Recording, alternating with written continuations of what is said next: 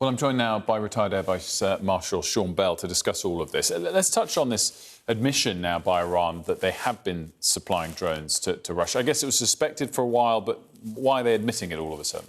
Yeah, it's worth a bit of background. The last couple of weeks, we've been reporting the widespread targeting of critical national infrastructure by Russia of Ukraine using the Shahed 136 drones, which Iran at the time said they had not provided to the Russians.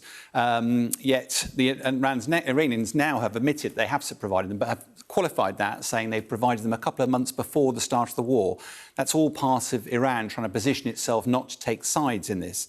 Russia's used about 300 of these drones so far, but it needs another couple of hundred by all accounts, and it's also looking for Iranian support to provide other missiles, potentially surface-to-air missile systems. But returning to your question of why now, it does appear that Iran is seeking to exploit this Russian dependency on it for weapons and seeking to create a more bilateral, more equal partnership relationship with Russia. What's interesting, I think, is Russia desperately needs the weapons. What is it that Iran's seeking? And it's widely reported now that Iran is actually looking for help with its fledgling nuclear program. And if that's true, that's a very worrying development. Let's move on to the latest situation on the ground here in Ukraine. Break it down for us.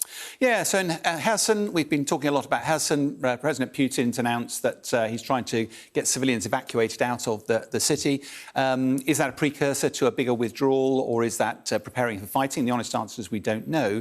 But it's worth reminding the viewers that from a Ukrainian perspective, they'd be really reluctant to fight their way into Kherson. That would be an incredibly difficult and dangerous undertaking. Probably what they're trying to do at the moment is to isolate the tens of thousands of Russian troops that are trapped in Kherson. They've blown the bridges over the Dnipro River and cause a real logistics challenge for Russia supplying those forces potentially as the winter goes on.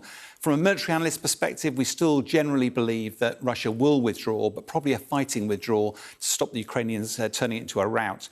In Donetsk is the other region we're looking at massive fighting by the Russians. It's about the only part of the country where the Russians are on the front foot and pushing really hard. If you look at the Luhansk region up the north there, that's already owned and occupied by the Russians. Donetsk, though, there's a huge white area there that the Russians haven't yet got.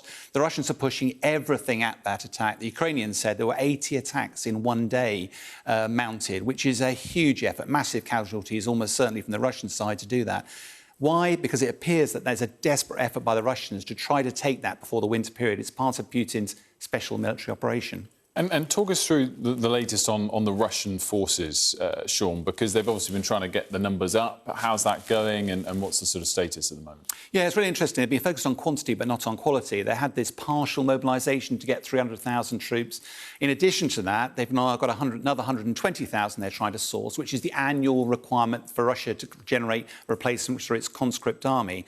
The challenge is who does the training for these military folks, because all the trainers are actually at war at the moment. So they're doing it up in Belarus up to the north. Belarus is not known well for its international defence training, so those troops are hitting the battle really badly trained. We've talked a lot about this training, why it's important. Good example came out overnight. Russian military commander in the Donbass, Alexander Khodorkovsky, claimed that 60% of the Russian casualties in the Donbass were caused by friendly fire. Now, although friendly fire is an issue for any military, it's normally fractions of a percent, maybe 2 or 3%. To see it at 5%, even if that's been grossly exaggerated, is a dreadful indictment of the Russian military training. Why is that happening? They've had several generals replaced. They've got lots of ill-trained, ill-equipped forces in place, and they've got a mix of forces and their mercenary forces, and they're bad communication, bad command and control, bad coordination. Whatever the challenges, though, this is not going to be an easy thing for the Russians to fix. Sean Bell, as always, thanks so much.